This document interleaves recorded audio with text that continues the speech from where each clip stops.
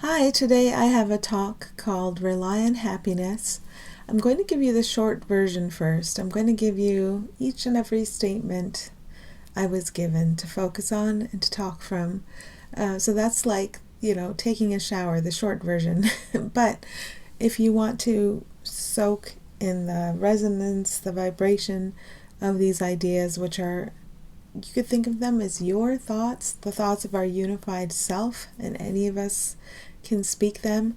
So kind of like taking a bath in what we all share and what we all are together grounds us in that vibration, and then we can conduct ourselves and agree to stay in that vibration where what is our capital S joined self is what conducts us, is what guides us through the day. Okay, so the short version is this.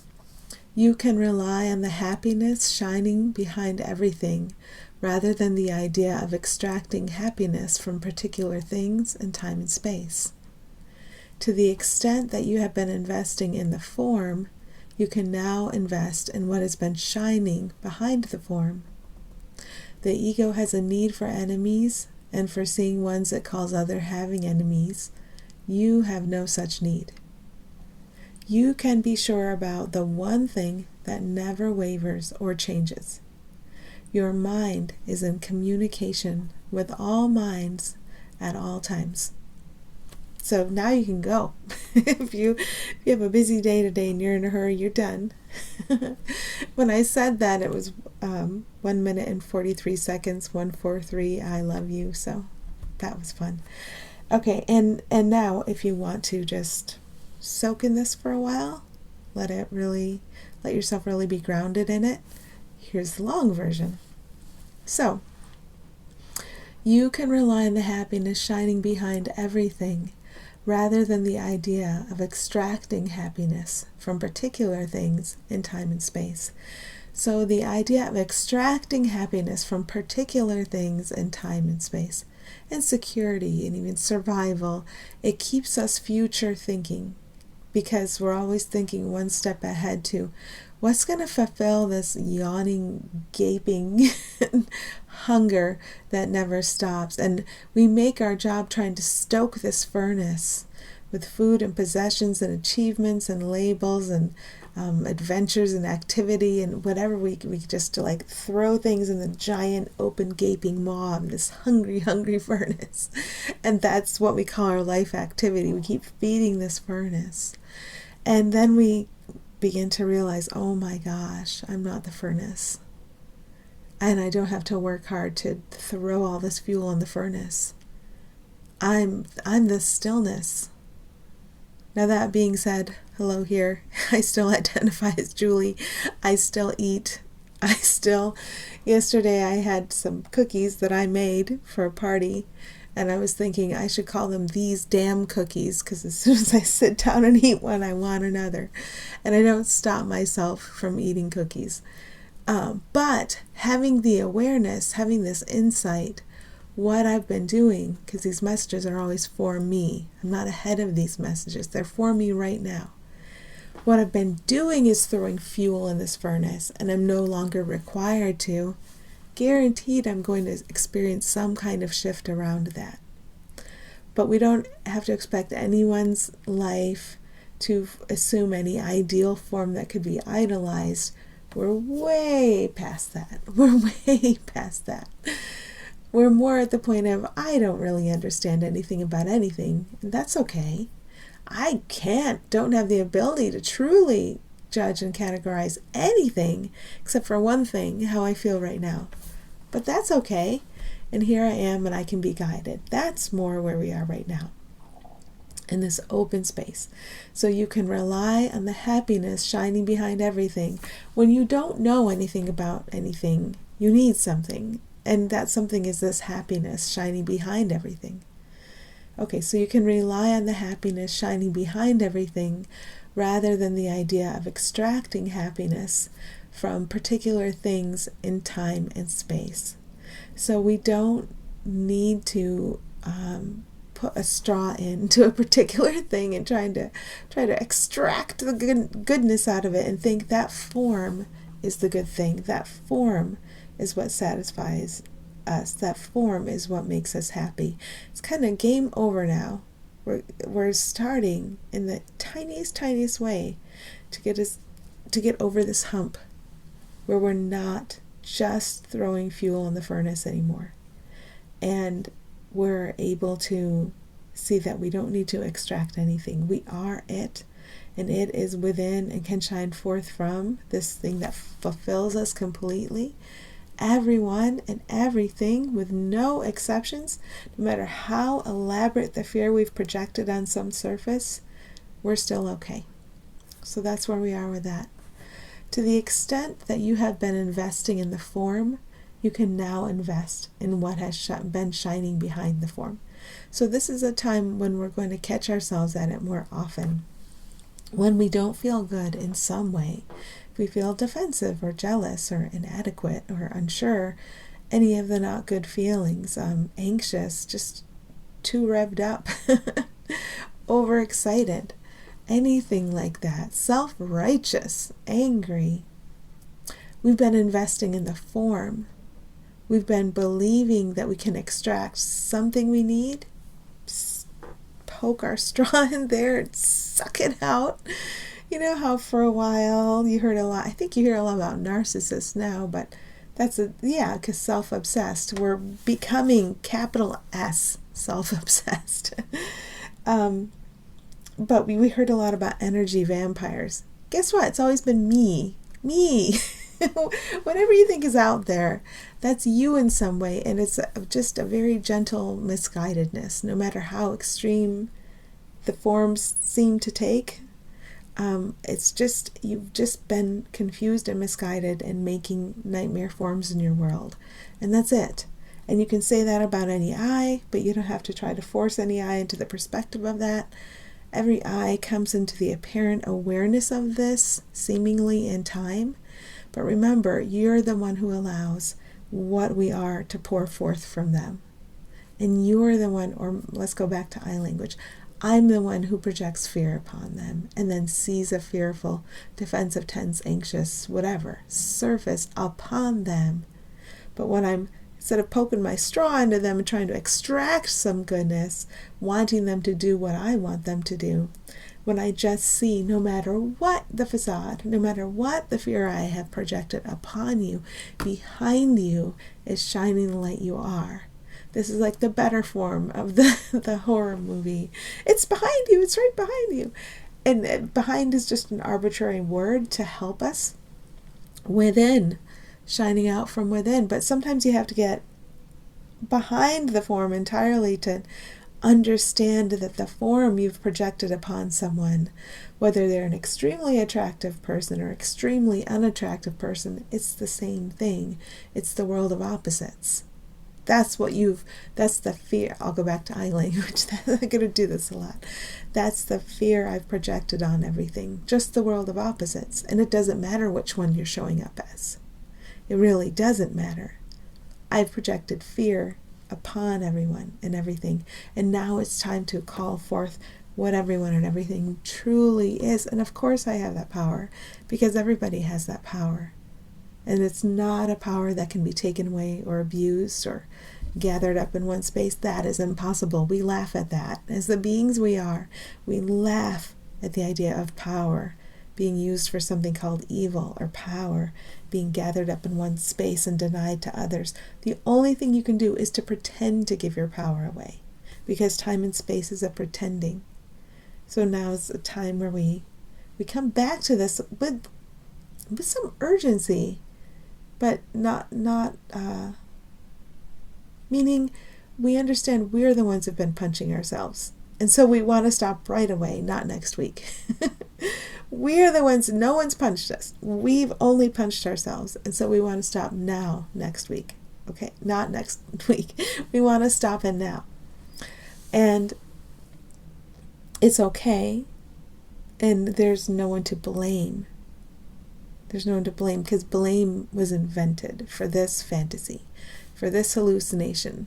Don't indulge in something that is not real. Blame is not real. But stillness is real. Peace is real. Truth is real. Trust is real. Now that said, you do not have to try to force your separate self to act in alignment with some ideal of truth, beauty, trust, grace, love, because that's rehiring the ego. And the thing you're throwing into the great mouth of the ego, that furnace, is the idea that I have achieved some ideal of love as a separate one. I have achieved some ideal of trust because I forced my behavior in a particular direction, because I put on a display. I have achieved some ideal of kindness or compassion. That's our trap for ourselves again. So go to the place where you compare yourself with what you consider to be worst in the world, and you find no difference, because you're looking behind the form entirely, and then you're looking at what you are together.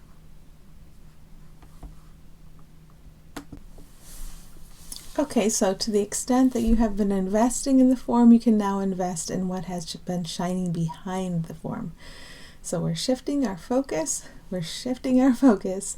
and in a moment of unrest or disquiet, we can remember the reason for this alarm clock of disquiet is that I've shifted my focus to the form and the value, positive or negative, of the form. That's an invented form that's in front of me. That's why my alarm clock is going off, and I am grateful that this is so. Now, ego will tell you the reason you're feeling disquiet is because of some story in the world. And if the world can be placed in a form that you trust, so it's a form you trust, then we're good. So you better struggle to make sure the world takes the form that you trust. And so we're shifting our focus to, here's the light shining out from within, shining down upon, shining through, from behind the form, and I trust the light. I trust the light. Okay, the ego has a need for enemies and for seeing it ones it calls other having enemies. You have no such need. Anyone you know has no such need, because you are them. So go back far enough into yourself where you can see very clearly that you're joined with everyone right now. That self has no need for enemies because it is its enemy. So look at the play acting we've been doing.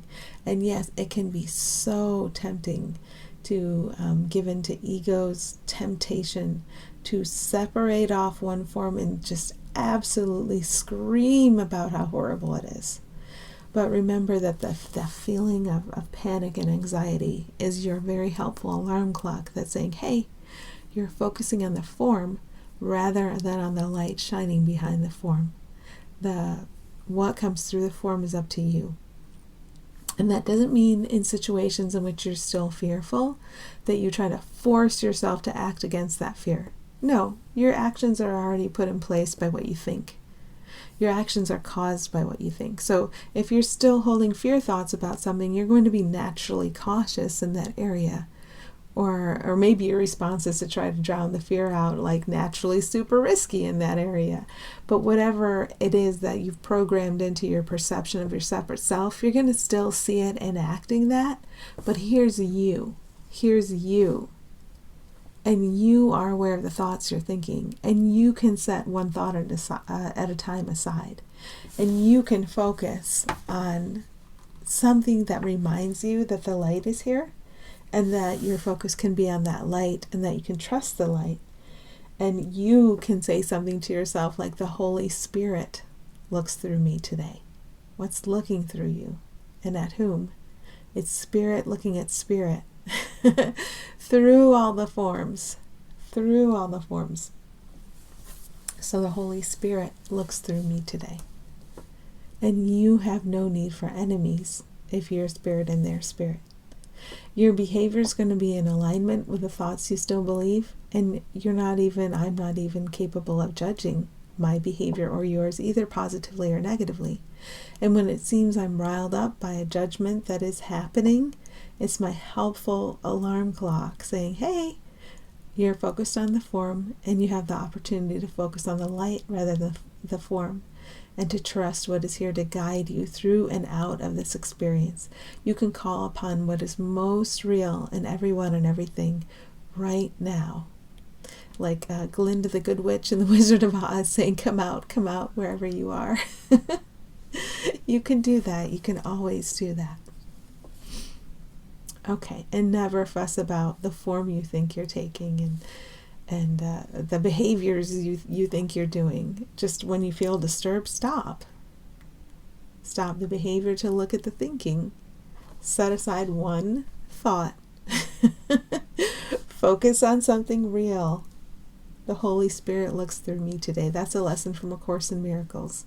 I like using those as my touchstone, but you can use anything. Any sort of focus that speaks to you of truth. That's a helpful and healthy reminder for you. And then you move on, enlightened. And then when you have to stop again, you stop again. But don't fuss about the behavior, yours or anyone else's. It truly can't be judged. It's actually meaningless. We're not quite ready for that. I say what we're not quite ready for. It's meaningless.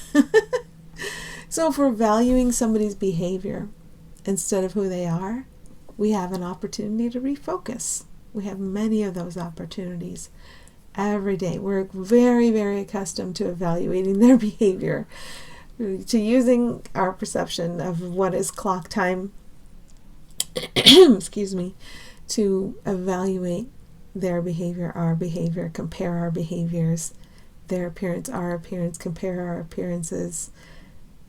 Old stuff. So we're learning to set old technology down. And that's great. That's what time is for.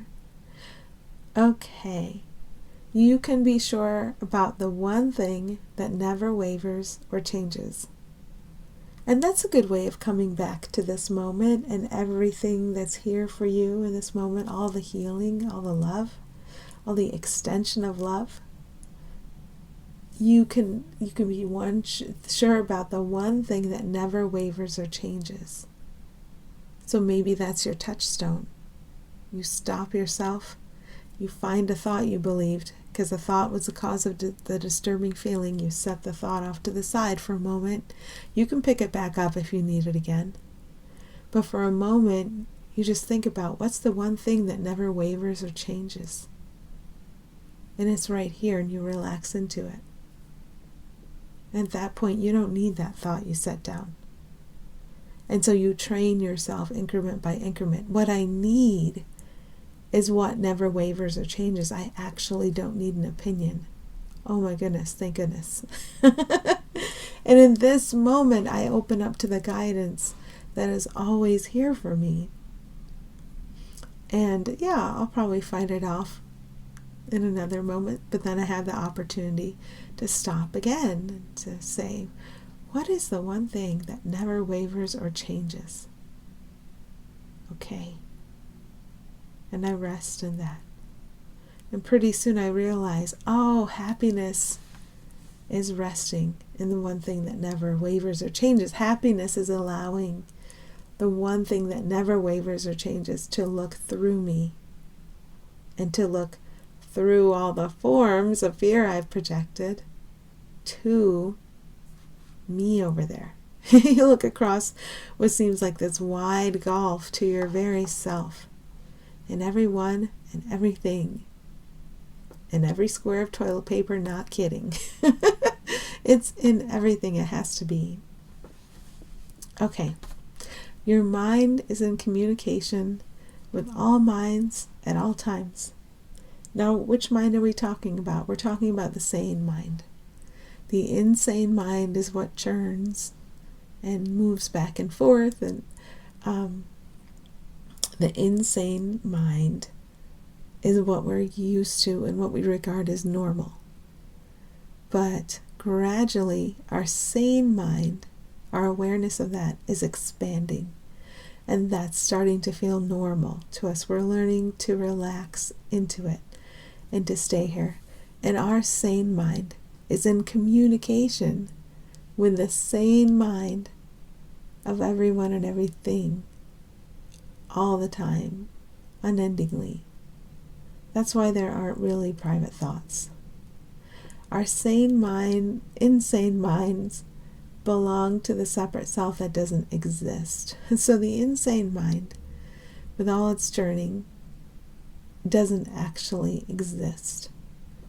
But we've hallucinated all these separate insane minds that don't really have communication going between them. But when we sink down into what we are, that's why we don't need to talk. That's why our work might be thinking instead of talking. But talking gets used, and everything gets used to help us. So your sane mind, which is your actual mind, not your pretend mind, it's very calm, it's very peaceful in there. So if you can think of people getting in touch with the fact that they do feel anxiety and depression, that is all in the insane minds, the separate minds. And in the sane mind, there is no touch of this. There's no depression in the mind we share with one another. So the closer we can draw to one another in mind, the more grounded and sane we feel. The closer we can draw to each other in our actual selves. And don't be surprised if this takes the form of you seem to withdraw from the outer forms, from the bodies, but spend time focusing on what you are together. So don't count it as a step back. If part of your learning is to seem to withdraw from bodies, it's just so you can focus on what you are, so you can relax into the mind you share.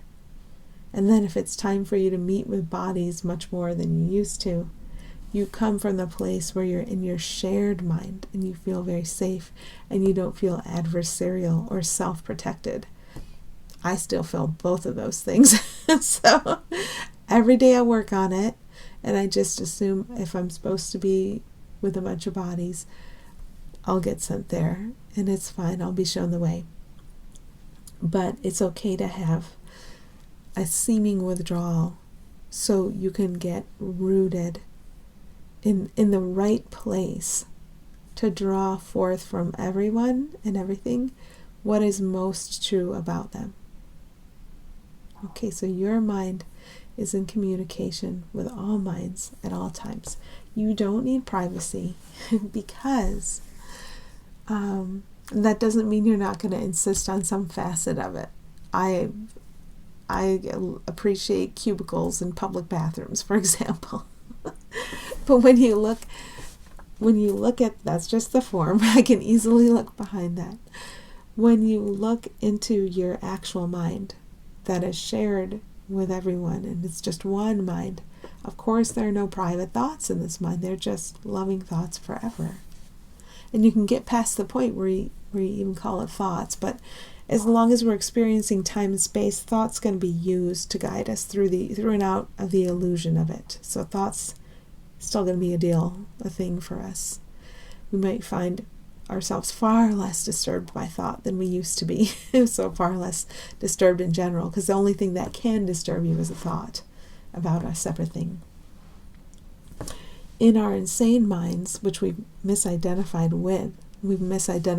others with what we have projected out as their separate insane minds.